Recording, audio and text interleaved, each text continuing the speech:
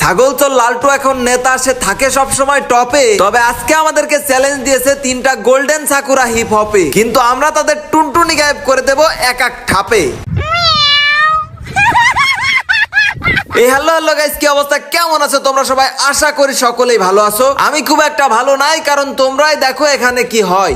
ওরে ভিভেস ভাই, আমার একটু অ্যাড করেন। আচ্ছা দাঁড়াও, 1 মিনিট দিতাছি। কিরে আইডি একজনের আর কথা বলতেছে আরেকজন। কেন ভাই, কি কোনো সমস্যা? আরে ভিভেজ আইডিতে এখন তো বট শটিটা থাকে। শোনো ভাই, গেম প্লে সম্পর্কে কারণ না জেনে উল্টাপাল্টা কথা বলবা না। কিসের গেম প্লে মনে হয় আমরা পারি না।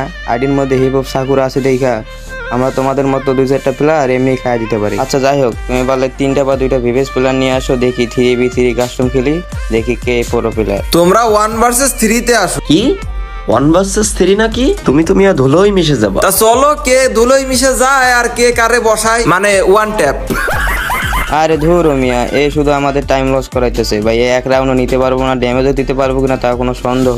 আবার আছে কাস্টম খেলতে। আর একটা খেলেই দেখো না মিয়া। আচ্ছা যাই হোক, তুমি হাইরা যাওয়ার পরে তোমার ভিভেজ আইডিতে তো ডায়মন্ড থাকে বেশি, তো হাইরা যাওয়ার পরে তোমার ডায়মন্ড আমাদের গিফট করে দেওয়া লাগবে। ওকে, ডায়মন্ড 7600 আছে, ঠিক আছে, আমি কাস্টম বানাইতেছি। তো এরপর আর কি আমি সুন্দর মতো কাস্টমটা বানিয়ে ফেলি, আর খুব দ্রুততার সাথে কিন্তু আমরা কাস্টমটা স্টার্টও করে দিই। দেখা যাক আজকে আমরা কেমন খেলি। এমনিতে ভিভেজ আইডি পাওয়ার পর আমার আবার একটু পাওয়ার টাওয়ার বেড়ে যায়, আর তারপরে যেহেতু black golden hip hop Sakura, আর সেই সাথে যেহেতু ডায়মন্ডের চ্যালেঞ্জ বাজি, তো এখানে তো কোনো কথাই হবে না, সার দেওয়ার কোনো প্রশ্নই আসবে না। একটু উল্টাপাল্টা মুভমেন্ট করে এখানে কিন্তু জাম্প একটা হেডশট মারি একদম মারাত্মক লেভেলে। আর একটা হিপ হপ কিন্তু এখানে ছিল, কিন্তু লাগলো না। আর এই সাইড থেকে গ্লোয়াল দিয়ে আটকে দেওয়ার চেষ্টা, আমি এই পাশ থেকে ঘুরে ও ভাই, লাস্ট গোল্ডেন হিপ হপ সাকুরাটা আমাদেরকে জ্বালাই দিছিল, তবে ওরে কিন্তু ফাইনালি ভরে তো 1 রাউন্ড তো মোটামুটি বেশ ভালোভাবে জিতে আমরা চলে আসলাম পরবর্তী রাউন্ডে। জাম্প হেডশট আর লাগলো না। আর আজকের ভিডিওতে কিন্তু সেই লেভেলের শায়েরি রয়েছে। তবে তার আগে গাইজ, আমরা টেলিগ্রাম চ্যানেলে 50,000 ডায়মন্ডের গিভওয়ের আয়োজন করেছি। গত 26 তারিখে আমাদের একটা 50,000 ডায়মন্ডের গিভওয়ে হয়েছিল, যেটা কিন্তু আমি তোমাদেরকে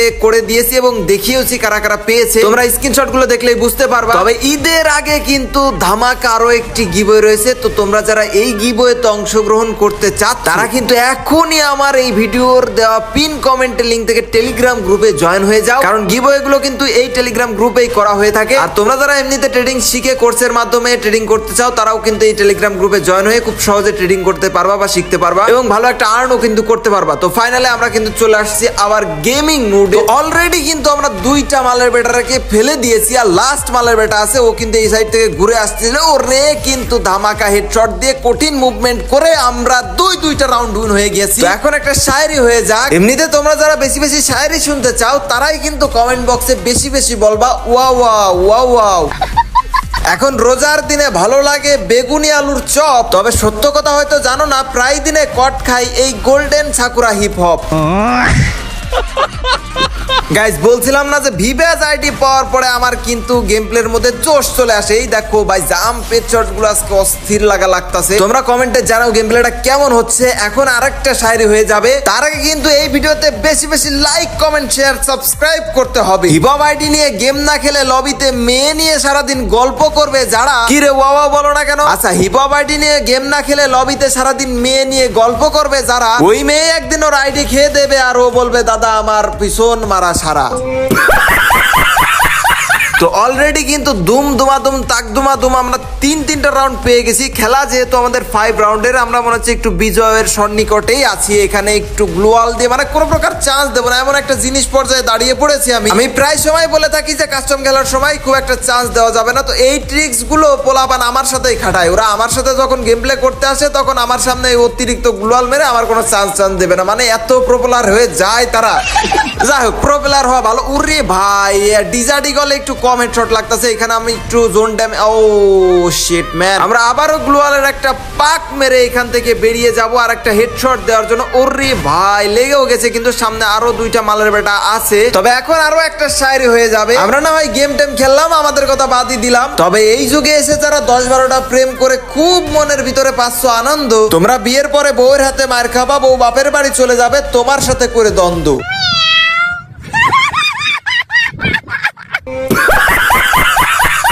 তো যাই হোক, এখানে আমরা দুইটা মালের বেটারকে মেরে দিয়েছি, আরো একটা আছে রে। ও একটু বেশি লাফালাফি করতেছে সেই শুরু থেকে। তো আমরা এরে একটা চমৎকার লেভেলের ওয়ান ট্যাপ দেবো। তার আগে এখানে আমরা একটু ওরে পেঁচাইনি এবং ফাইনাল। আসলে খেলা হবে আজকে ফাইনাল, আর এদের হেডশট মেরে করে দেবো লালে লাল। এখনো কিন্তু কনফিডেন্স ও রে ভাই ভেতরে সেই লেভেলের, কারণ অলরেডি 4-4টা রাউন্ড জিতে গেছি যেহেতু, সেহেতু আর একটা রাউন্ড। ও এই দেখো বেশি সুনামের কথা বলতে গেলে আমি শেষ ভাই। গ্লুয়ালের ভিতর আমি আটকে গেছি, আবার কি জোনের মধ্যেই পড়ি নাকি। ও ভাই আরে বলতে বলতে সেই সময়। এখান থেকে আমরা কি শিখতে পারলাম বাচ্চারা? এখান থেকে শিখতে পারলাম বেশি মুভমেন্ট করতে গেলে এভাবে এনিমিরাতে মারা না খেলেও তুমি জোনের ভিতরে মারা খাবাই।